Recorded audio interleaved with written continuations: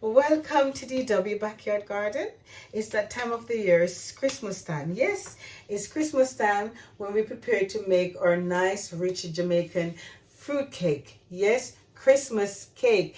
We call it black cake, rum cake, fruit cake, rich cake, Jamaican cake, rich Christmas cake, whatever you want to call it. But yes, we prepare to make our cake before Christmas, and friends and family look forward to tasting your cake every year. And you know what, guys? I'm 60 this year, so the cake is going to be fabulous. It's going to be extra fabulous this year. Here are a few things that you will need to make sure you buy to bake your traditional Jamaica Christmas cake. I will put a list of everything in the description box so you can go shopping and ensure that you have everything to bake your nice Jamaica rum traditional Christmas cake. You can also steam your fruits beforehand and blend it to the texture that you need to bake your cake. So the fruits are now steamed and ready to be used in your cake. Also blend it out or store for next year Christmas. Please remember to leave your butter at room temperature, also your eggs. This is a 1 pound mixture. I'm just pouring all the sugar. I'm using a soft, light brown sugar as opposed to the dark one I usually use. Oh, sorry. Alright, so I'm going to start off by slowly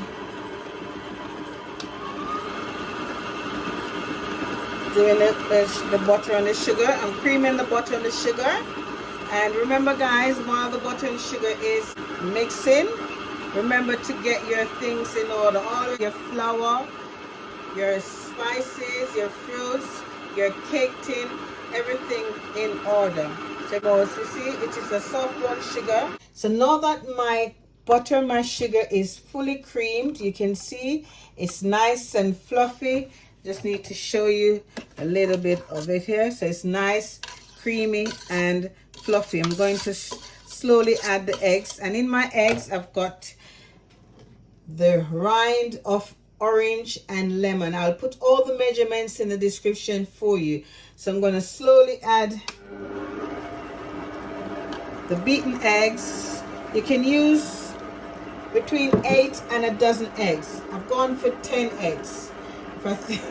It depends on how light you want your cake, but fruit cake is going to be really, not too light, put it that way. I have finished doing my eggs, my butter and my sugar.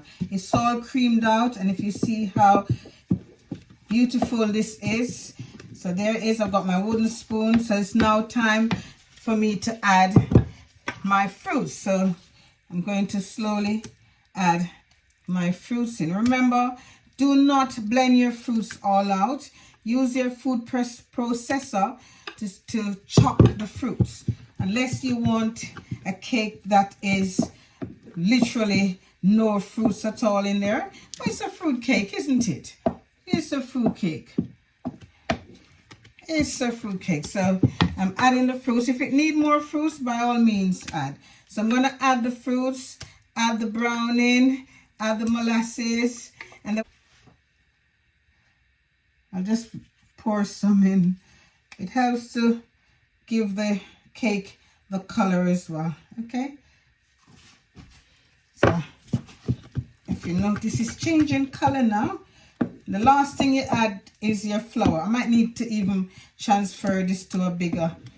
I remember to, when you're doing it, you go around and you cut in. Always do everything to make sure everything is combined. You go around and you cut in. So remember, the fruits will already have the vanilla, the almond, the rose water, the rum and the wine, everything added into it. So the next stage, as you can tell, I transferred my mixture to my pudding pan.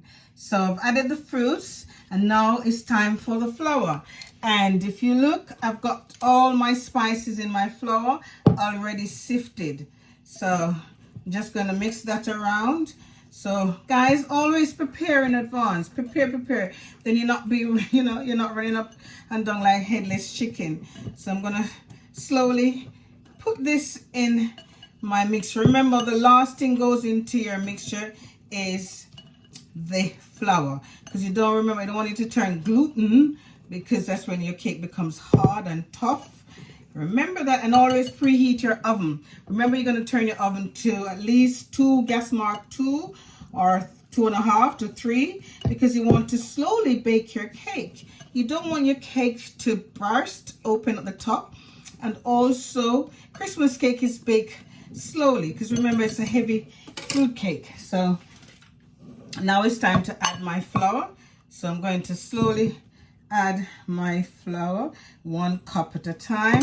And remember, when you're mixing your flour in, always go round and then cut in. So I'm going to do that. When you come back, you'll see that my mixture is ready to be transferred to my cake tin. So remember, always add your spices to the flour, your nutmeg, your mixed spice, your cinnamon, and get it all sieved. You don't want any lumps and bumps in your cake. So remember, when you prepare your baking tins in advance with grease-proof paper, butter, or oil. Right guys, I've completed my mixture, and this is a test to make sure that it's literally, this is a texture. Your spoon must be standing in there. Yeah, okay. I've already gone ahead and put some in a tin, so it might just look, so stand like that. And I use the spur tree browning. Yeah, that's the browning, and the molasses and the wine and the rum and the vanilla. Everything will, give the mixture, the cake, a nice color. You don't want it too black, but basically when it's baked, it will come out in a nice dark color. So my cakes are ready for the oven. I've got 4 8-inch cake from a pound mixture.